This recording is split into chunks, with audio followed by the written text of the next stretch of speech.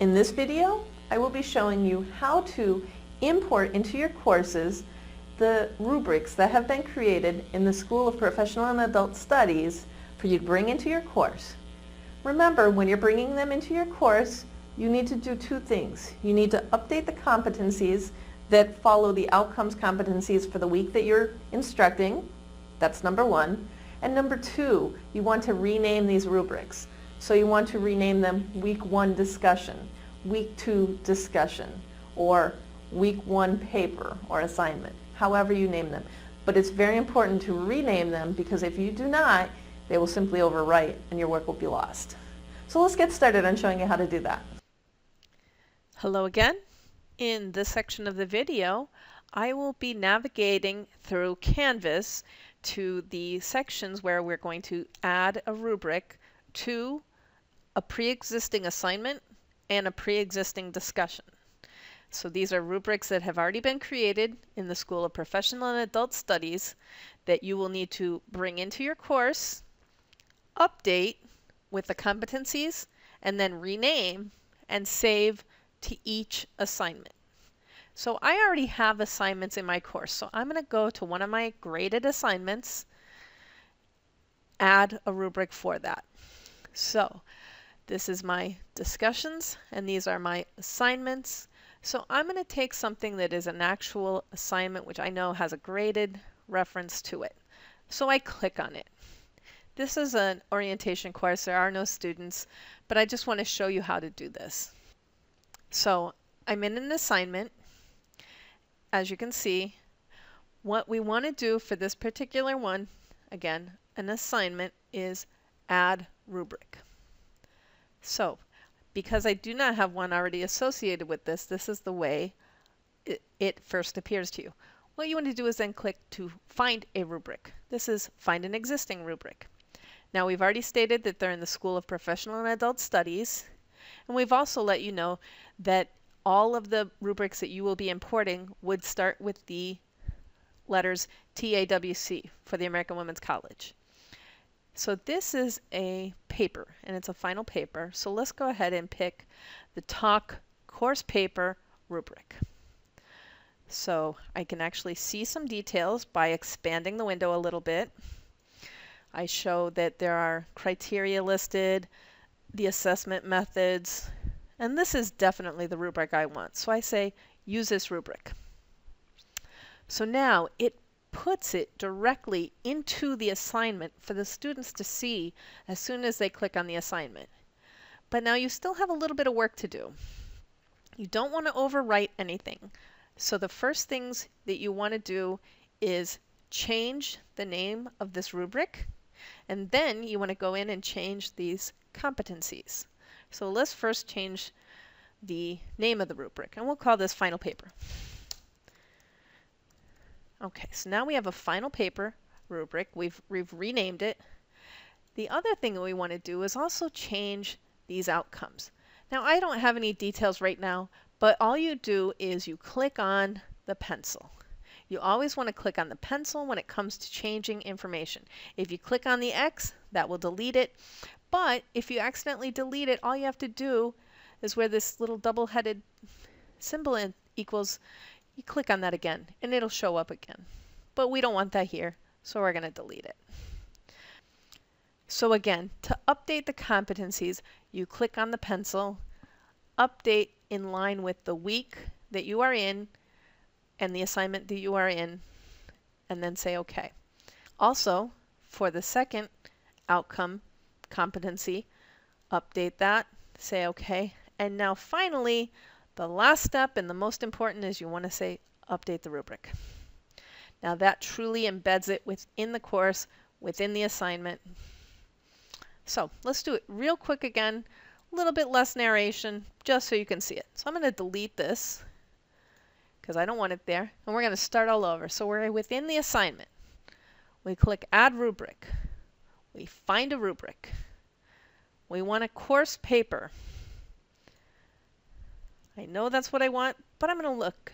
Let me just make it a little bit bigger. Yep, that's what I want. So I say use this rubric. I go to the pencil to change the name of this. final paper.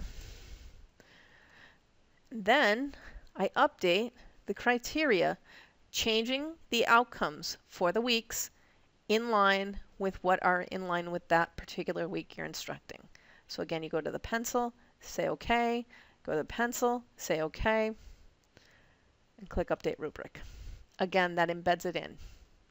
So that is how you add a rubric to an assignment. Let's next move on to adding a rubric to a discussion.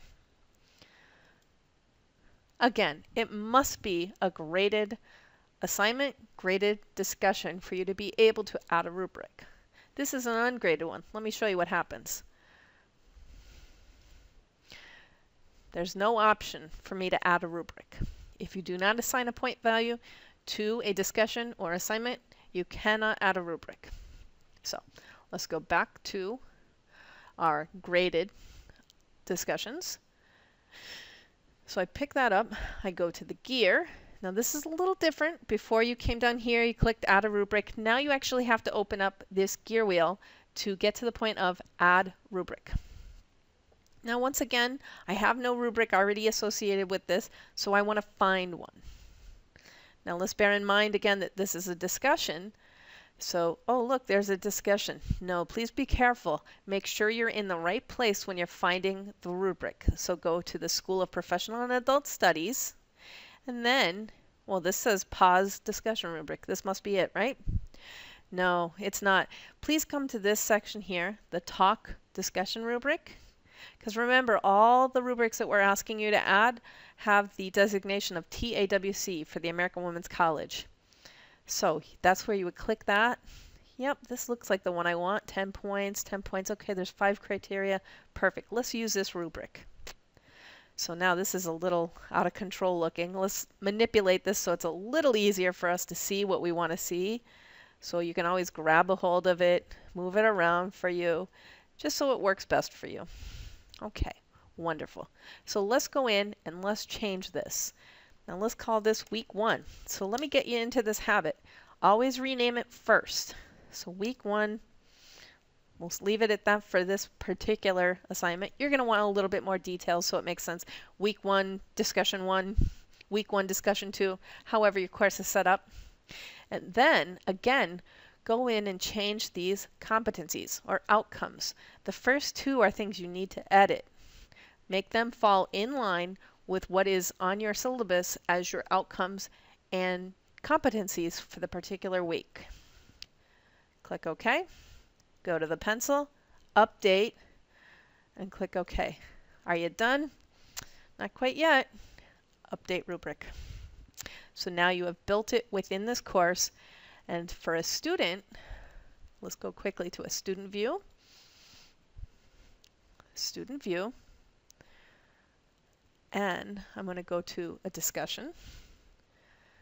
And I want to click on this. So you say, well, how did the students see it? They see it much the way you saw it. And we do instruct them on this. And we say, show rubric. And they, like you, can manipulate this and move it around so that they know to get an exemplary grade, they must do all these things. Okay? And let me finally show you what the assignment looks like from a student view. So we actually put the rubric to the final assignment. In this instance, what you see when we click on that from student view is this screen, which is what a student would see if they were trying to click ahead prior to them completing certain prerequisite assignments. In this course, I set up situations where students had to view pages or participate before modules would unlock. You may or may not do this in your course, but in mine, it's an orientation course, and I felt the need to do this. So that is what the students would see. The good thing is they still have access to the rubric in advance so that they can use it as a tool to aim for the best marks. So let me just get out of student view so you can see what it would look like. And you will see that rubric embedded within this particular assignment. And anyone who has reached this point, this is the view that they would attain. So I want to thank you again for your time and appreciate your your attention to this. I'm sure it will help, but I'm sure you may have other questions. And if that's the case, I want you to feel free to contact me, and I'm happy to walk you through this.